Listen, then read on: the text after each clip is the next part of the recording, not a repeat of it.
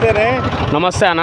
MP elections వస్తున్నాయి. అవునన్న. ఎవరు రాబోతున్నారు? ఎంపీగా అంటే మాకు ఇష్టమైంది ఒక బీజేపీ ప్రభుత్వం సెంట్రల్ కేంద్రం మన స్టేట్లో అయితే మాత్రం మాకు కాంగ్రెస్ వేరే పార్టీలు ఉంటాయి. సెంట్రల్ అయితే ఓకే. కానీ సారు ఒకటి ఆదివాసులు ఇబ్బంది పెడుతుండు. ఆదివాసులు మోడీ సారు ఆదివాసులు ఇబ్బంది పెడుతుండు సార్. ఓకే అదొకటి నేను చెప్పవలసింది, ఎక్కువ ఏం చెప్పను. స్టేట్లో మాకు చాలండి కాంగ్రెస్ మాకు ఓకే. మాకు ఏమండి భువనగిరి సీటు ఎవరికి కైవసం అవుతుంది? ఎవరికి కైవసం అంటే కొంతమందికి చాలా వరకు మా హిందువులకు అనేది అంటే ఏం చెప్పలేం, కానీ కొంతమందికి అయితే మరి ఎట్లా ఉండదు సార్ మాకు తెలియదు కదా. వినవా ఎక్కువ శాతం అయితే నేను నా ప్రకారం అయితే బీజేపీకి వెళ్ళని ఉంది అందరికి కూడా. కొంతమందికి బిజినెస్ పరంగా అన్నిటి పరంగా బిజినెస్కి మన బీజేపీ వెళ్ళని ఉంది. కాంగ్రెస్ మాకు స్టేట్లో మా వాళ్ళే కావాలి. అది ఓకే. ఇప్పుడు గత కేసీఆర్ పరిపాలన బాగుందా, ఇప్పుడు రేవంత్ రెడ్డి పరిపాలన బాగుందా? ఈ ఇద్దరు కొడుకులు అమ్మకు ఈ కొడుకు కొడితే ఆ కొడుకు కాడికి పోతుంది, ఆ కొడుకు కొడితే ఈ కొడుకు కాడికి పోద్ది, అంతే తప్ప ఏం లేదు ఆడ. ఓకే నిన్నే కొట్టిరంటావు? కాదు, అంతేగా. ఈ కొడుకు కొడితే ఆ కొడుకు కాడికి పోద్ది, ఆ కొడుకు కొడితే ఈ కొడుకు కాడికి, అంతే కదా. ఇప్పుడు ఎవరి దగ్గర పోయినా ఇప్పుడు ఆయన మార్చి నేను వచ్చిండు, మళ్ళీ ఈయన ఏం చేస్తాడు, ఈయన చేస్తే మళ్ళీ ఆయన కాడికి పోతారు. అది అంటే పరిపాలన గురించి నేను అడిగింది. పరిపాలన అదే సార్, అది ఇద్దరు కొడుకులు, ఇద్దరు మన ఓటర్ల ఈ కొడుకు మంచిగా చేసిండా, ఆ కొడుకు మంచిగా చేసిండా అంటే ఏం చెప్తాం సార్ వాళ్ళకు. ఇప్పుడు హీరోలకు ఫ్లెక్స్లు కడుతుర్రు, ఒక ఐఏఎస్ ఆఫీసర్లు ఎంతో నిజాయితీగా ఉంటారు, వాళ్ళకి ఫ్లెక్స్లు కట్టండి. ఎందుకు హీరోకు ఫ్లెక్స్ కట్టడం?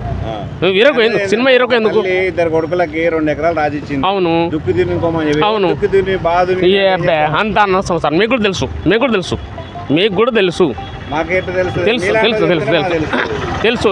నేను చెప్పేది ఈ కొడుకు కొడతాడు, ఒక రోజు పెడతాడు, 11 కాగానే నెల ఒక్క రోజు కాగానే పో దొంగమని అంటాడు.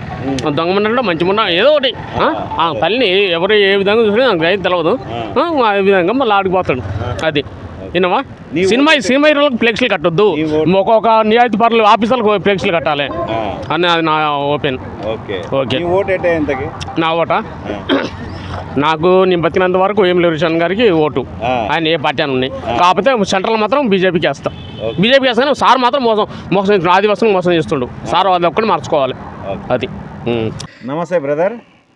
పార్లమెంట్ ఎన్నికలు వస్తున్నాయి, ఎంపీగా ఎవరు గెలవబోతున్నారు, ఏ పార్టీ రాబోతున్నారంటే ఏం చెప్తావు?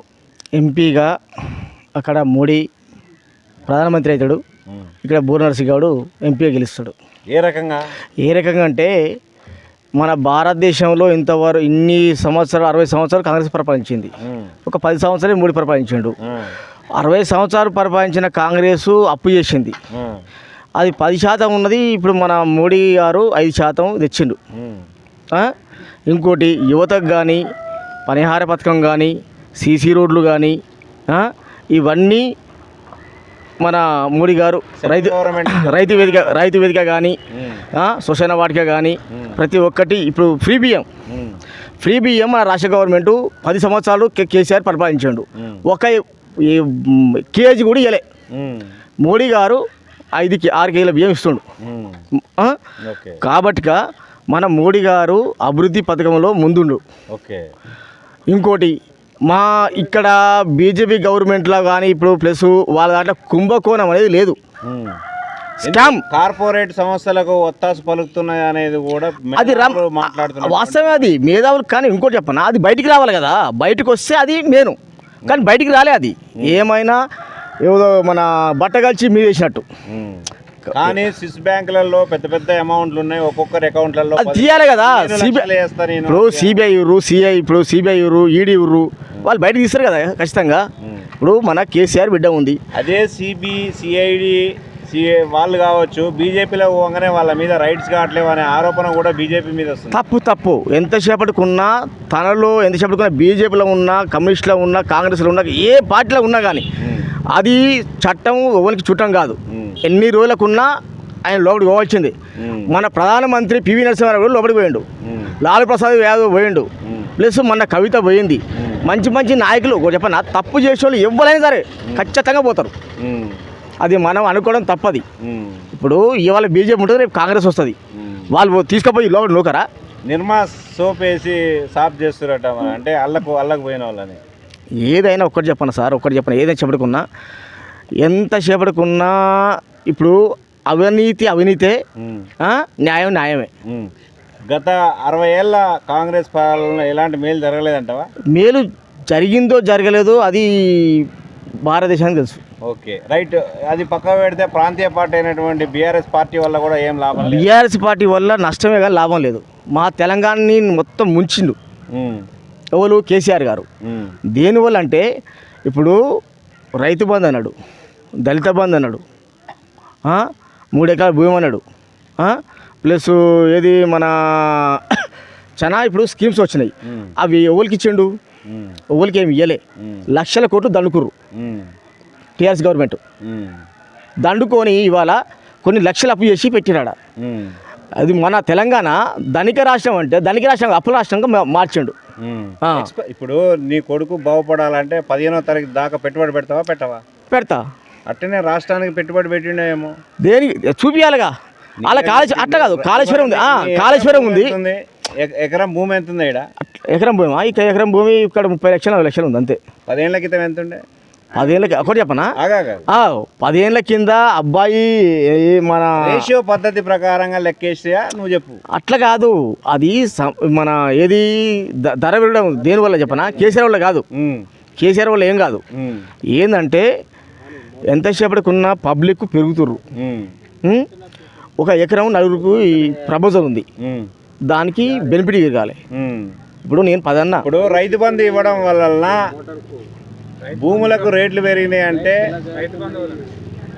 అనుకోవచ్చా, లేకపోతే ఉత్తదే అనుకోవచ్చా? ఒకటి చెప్పనా, రైతు బంధు ఇవ్వడం వల్ల నష్టం. ఒకటి చెప్పనా, చిన్నకారు రైతుకి ఒక 7 ఎకరాల వరకు చిన్నకారు రైతుకు రైతు బంధు. కానీ గుట్టలకు కానీ ఒకనికి 100, 200, 500, 600 ఎకరాల కంటే ఎన్ని కోట్లు నష్టం. ఫైనల్గా మీరు భువనగిరి ప్రాంత ప్రజలకు, అంటే పార్లమెంటు నియోజకవర్గ ప్రాంత ప్రజలకు మీరు ఏం చెప్తారు? మేము ఒకటే, ఎంతసేపటికున్నా మోడీకి ఓటేయండి, బీజేపీని గెలిపియండి. పార్లమెంట్ ఎన్నికలు వస్తున్నాయి, మరి ఇక్కడ ఎంపీగా ఎవరు గెలవబోతున్నారు? చామల్ కిరణ్ కుమార్ రెడ్డి. ఎట్లా ఎట్లా అంటే కాంగ్రెస్ పార్టీ అధికారానికి వచ్చి. ఎవరు అనేది ఎవరు? కటంగూరు. కటంగూరులో ఎట్లా ఉంది పరిస్థితి, రాజకీయ పరిస్థితి? కాంగ్రెస్ పార్టీకే ఉంది ఓటు బ్యాంక్. ఎప్పుడైనా కాంగ్రెస్ పార్టీ. నగరకల్ నియోజకవర్గం కాంగ్రెస్ పార్టీ. ఓకే, మరి కేసీఆర్ అంతా రోడ్ షో చేస్తుండ్రు, తిరుగుతుంది మొత్తం అంతా, రైతులకు అంతా ఇప్పుడు అన్యాయం జరిగిందంటుంది, అదంటే అవన్నీ డమ్మీ ముచ్చట చెప్పుకోవాల్సిందే. పక్క ఎవరు గెలుస్తారు? చామల్ కిరణ్ కుమార్ రెడ్డి ఖచ్చితంగా గెలుస్తారు. అన్న ఏం పేరేనా? శంకర్. అన్న చెప్పండి అన్న, ఎట్లా ఉంది ఇక్కడ ఎంపీగా ఎవరు గెలవబోతున్నారు? కాంగ్రెస్ ప్రభుత్వం వచ్చిన పరిపాలన బాగానే ఉండండి. ఉచిత కరెంట్ వస్తుంది ఇంటికి, ఇది గ్యాస్ 500, ఇది ఆరోగ్యశ్రీ 10 లక్షలు, చిన్న చిన్న గ్యారెంటీలు అమలు చేస్తున్నారు. అంటే ఇచ్చిన 6 గ్యారెంటీలు 3 అమలైనాయండి.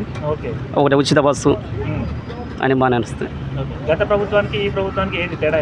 గత ప్రభుత్వం ప్రజలను హింసించిందండి, ఈ ప్రభుత్వం వచ్చాక ప్రజాపాలన మంచిగా నడుస్తుంది.